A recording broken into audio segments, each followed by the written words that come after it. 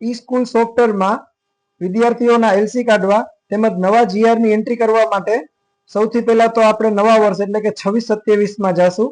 ત્યાં જ દરેક વિદ્યાર્થીના એલસી કાઢશું અને નવા જીઆર ચડાવશું, કારણ કે જૂના વર્ષમાં તો એમના રિઝલ્ટની માહિતી પણ હોઈ શકે છે.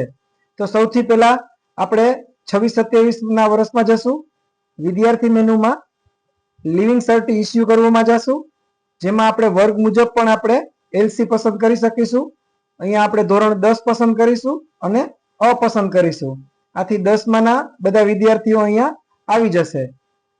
ત્યારબાદ અહીંયા શાળા છોડવાની વિગતથી લઈને તમામ વિગતો ભરી અને ઓકે કરતા ધોરણ 10 અ છે તે નામ ખાલી થઈ જશે. આવી રીતે ધોરણ 10 બ અને 10 ક એટલે કે જેટલા પણ ધોરણ હોય તેના નામ કમી કરીશું.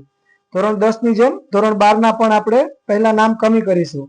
ત્યારબાદ વિદ્યાર્થીને ઉપલા વર્ગમાં ચડાવવા માટે આપણે વિદ્યાર્થી મેનુમાં પાછલા વર્ષના વિદ્યાર્થીની માહિતી, તેમાં વિદ્યાર્થીને ઉપલા વર્ગના ચડાવવા તેમાં પર ક્લિક કરીશું. અહીંયા આપણે હાલનું ધોરણ પસંદ કરીશું. જે વિદ્યાર્થીઓને ઉપર ચડાવવા માંગતા હોય તે બધા સિલેક્ટ કરીશું. ના ચડાવવા હોય તો એનું ટીક કાઢી નાખીશું અને નવું ધોરણમાં આપણે 10 અને વર્ગ પસંદ કરીશું.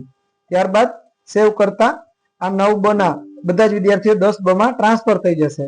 હવે કોઈ વિદ્યાર્થીઓનો આપણે ધોરણ અથવા તો વર્ગ જો બદલવા માંગતા હોઈએ તો આપણે વ્યક્તિગત અહીંયા જીઆર માં જઈ અને ત્યાંથી પણ આપણે તેમનો વર્ગ બદલી શકીશું.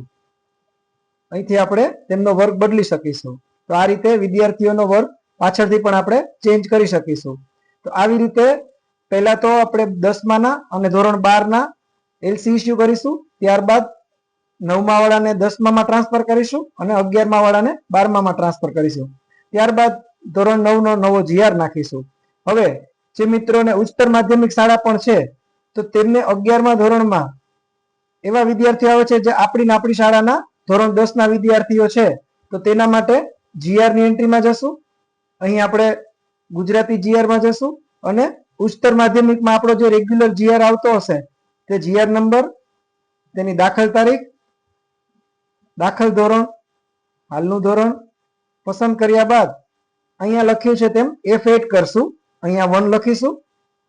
F8 દબાવતા આપણે જૂની સ્કૂલનો આપણો જીઆર પૂછશે, જે ધોરણ 10નો જીઆર હશે. ઉદાહરણ તરીકે હું અહીંયા 12820 સિલેક્ટ કરી ઓકે કરીશ તો આપણા જ ધોરણ 10માં 12820 નંબરનો જે જીઆર છે તે અહીંયા ટ્રાન્સફર થઈ જશે. બાકીની ખુદથી માહિતી ભરી અને આપણે સેવ કરશું તો 11મા ધોરણમાં જે આપણી સ્કૂલના 10મા વિદ્યાર્થી આવેલા છે તેની એન્ટ્રી સેવ થઈ જશે.